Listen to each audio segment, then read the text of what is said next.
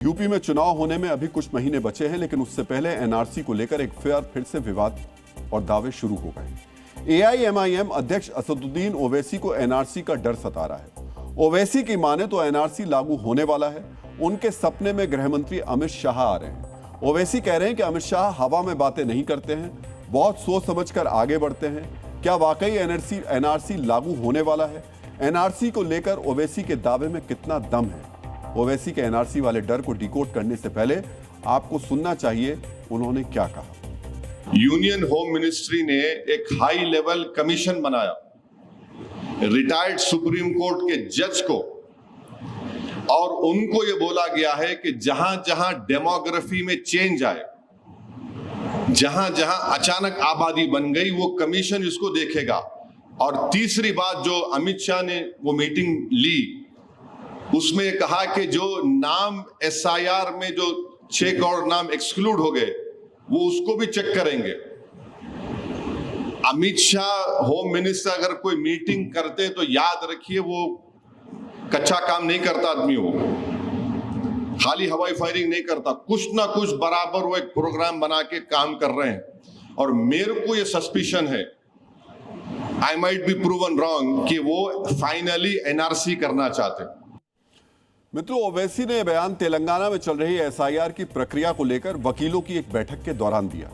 वो तेलंगाना सरकार पर परमानेंट रेजिडेंस सर्टिफिकेट का दबाव बना रहे हैं ताकि एसआईआर के दौरान किसी का नाम नहीं कटे। लेकिन एनआरसी को लेकर इस विवाद का असर यूपी पर भी पड़ने वाला है। इसके पीछे ओवैसी की क्या रणनीति है, ये जानने से पहले आपको एनआरसी के बारे में पता होना चाहिए। एनआरसी का पूरा नाम है नेशनल रजिस्टर ऑफ सिटीजन्स, यानी राष्ट्रीय नागरिक रजिस्टर। ऐसा सरकारी रजिस्टर जिसमें देश के हर नागरिक का नाम हो, कोई घुसपैठिया इसमें शामिल नहीं हो। भारत में सबसे पहले 1951 की जनगणना के बाद एनआरसी तैयार किया गया था, लेकिन यह केवल असम में हुआ था। असम में एनआरसी की वजह यह थी कि वहां पर पूर्वी पाकिस्तान से बड़ी संख्या में अवैध घुसपैठिए आए थे। 2003 में राष्ट्रीय एनआरसी बनाने का प्रावधान किया गया, लेकिन पूरे देश में इसे अभी तक लागू नहीं किया गया। 2013 में सुप्रीम कोर्ट के आदेश पर असम में एनआरसी को अपडेट करने की प्रक्रिया शुरू हुई। 2019 में जारी एनआरसी की अंतिम सूची के मुताबिक 3 करोड़ 30 लाख आवेदकों में से करीब 19 लाख लोग इससे बाहर हो गए।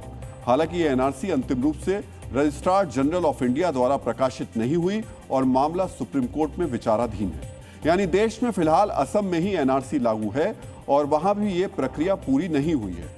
जहां तक देशव्यापी एनआरसी लागू करने की बात है, तो इसको लेकर बीजेपी और सरकार का रुख बदलता रहा है।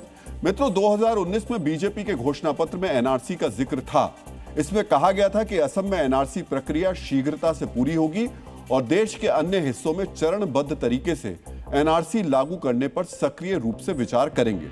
लेकिन 2024 में बीजेपी के घोषणा पत्र में एनआरसी का कोई जिक्र नहीं था। बीजेपी नेताओं की तरफ से कई बार कहा जा चुका है कि एनआरसी को पूरे देश में लागू किया जाएगा, हर घुसपैठिए को बाहर किया जाएगा, लेकिन सरकार की तरफ से यह भी कहा जा चुका है कि अभी तक राष्ट्रीय स्तर पर एनआरसी को लेकर कोई फैसला नहीं लिया गया है। कुल मिलाकर मौजूदा स्थिति यह है कि सरकार की तरफ से फिलहाल एनआरसी लागू करने की कोई योजना नहीं है, लेकिन इसके बावजूद भारत में एनआरसी को लेकर डर फैलाने की राजनीति चल रही है। 2019 में नागरिकता संशोधन कानून यानी सीएए को एनआरसी से जोड़कर पेश किया गया। सरकार ने बार बार स्पष्ट किया कि सीएए नागरिकता लेने का नहीं बल्कि नागरिकता देने का कानून है। इससे किसी भी की नागरिकता को कोई खतरा नहीं है, लेकिन इसके बावजूद मुसलमानों के मन में यह डर फैलाया गया कि उनकी नागरिकता चली जाएगी। लोगों को सड़कों पर उतारा गया। देश के कई राज्यों में हिंसा हुई, सड़कों को बंद किया गया। दिल्ली में सीएए और एनआरसी के नाम पर दंगा भी हुआ। उस दौरान भी ओवैसी ने सीएए को एनआरसी के साथ जोड़ते हुए कहा था, यह मुसलमानों को घुसपैठिया साबित करने का हथियार बनेगा, इससे मुसलमानों की नागरिकता पर सवाल उठेंगे।